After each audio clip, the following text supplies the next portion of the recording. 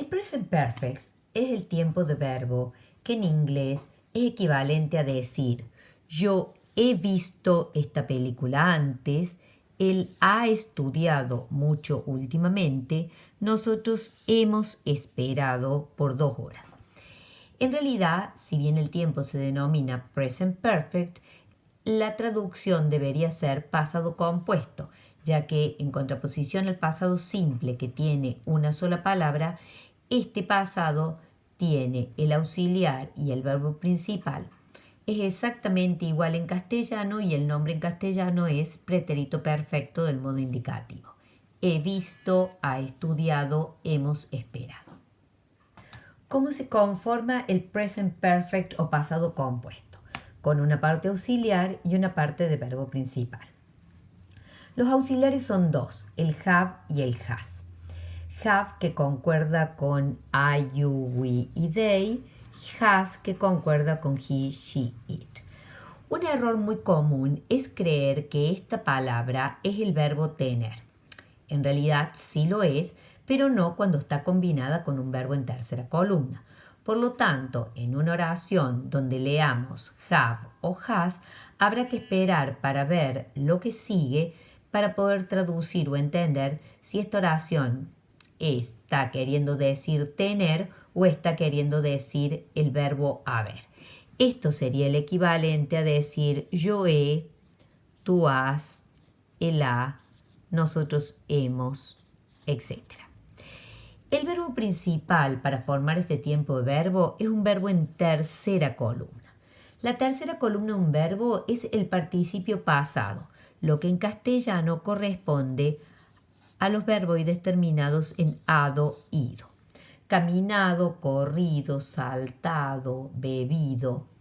Cuando entonces yo combino uno de estos auxiliares, el que corresponde al sujeto, más un verbo de tercera columna, he armado una oración en present perfect, o sea, en pasado compuesto. Como en la gran mayoría de los tiempos de verbo, hay adverbios de tiempo que refuerzan la idea y concuerdan perfectamente con el tiempo de verbo y que sería erróneo utilizarlos combinados con otro tiempo de verbo. En el caso del present perfect hay 8 adverbios, los más comunes, pero que tienen una diferencia. Hay un grupo que debe situarse por regla antes del verbo en tercera columna en oración y hay otro grupo que debe ubicarse al final. De los que deben ir ubicados antes del verbo en tercera columna encontramos just, recién, already, ya, never, nunca y ever, alguna vez, que además puede aparecer solamente dentro de una pregunta. Situados al final de la oración encontramos before, antes, lately, últimamente, recently, recientemente y yet. Yet tiene, además de la regla de la ubicación al final de la oración, una posibilidad de usarse solamente en oraciones negativas o en pregunta. Al final, pero en negaciones o en preguntas. Nunca podría ir en una oración afirmativa. Estos, en cambio, sí pueden usarse en afirmaciones, negaciones o preguntas. No así cualquiera de estos. Sería un error muy grave querer combinar un verbo en presente perfecto y un adverbio de pasado simple. Esto está mal. Si uno lo traduce, no suena mal, porque en castellano esta combinación es posible. Aquí dice yo he estudiado ayer. Para un inglés esto es incorrecto, porque el verbo he estudiado indica una acción pasada en un momento indefinido. Ayer es un momento específico. Esta combinación no es posible. He has traveled last week. Mal. Has traveled. Él ha viajado la semana pasada. Eso que para el castellano suena bien, para el inglés está mal. When have you read the book? ¿Cuándo has leído el libro?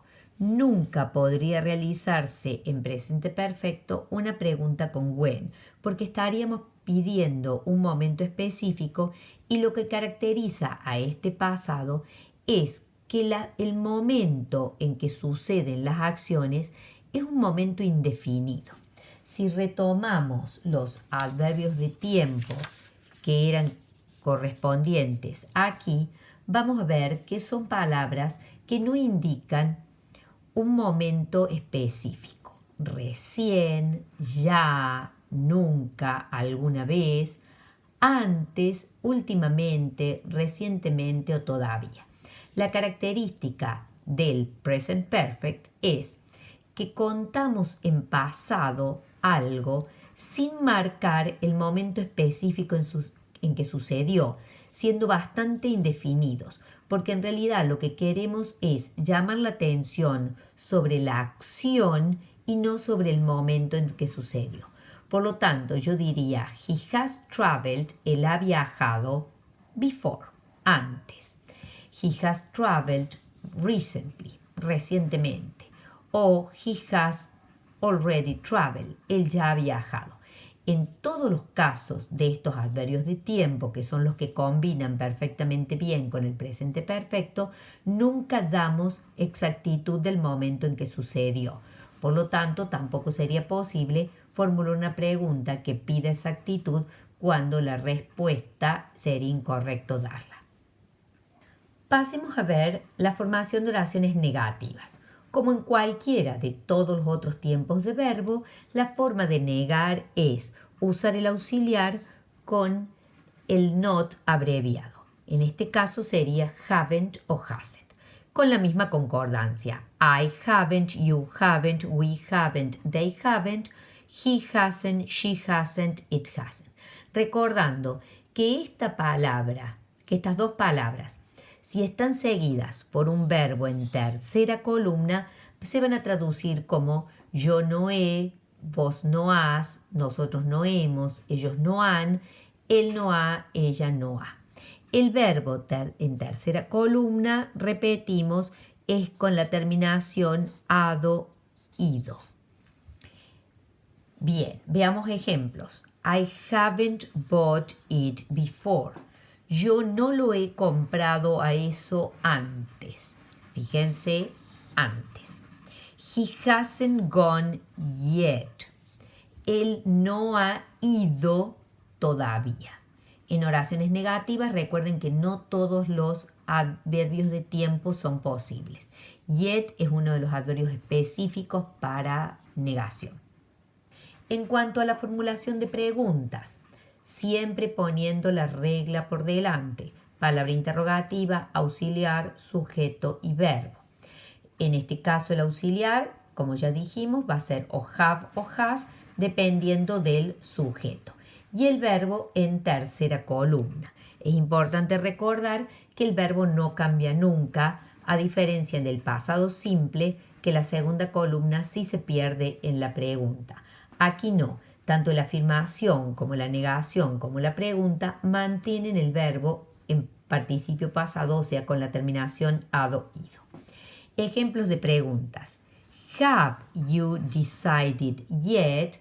Auxiliar, sujeto, verbo. ¿Has vos decidido ya? En el caso de yet, en la pregunta cambia el significado y significa ya. O una pregunta completa que sería Why has she left? ¿Por qué ella se ha ido?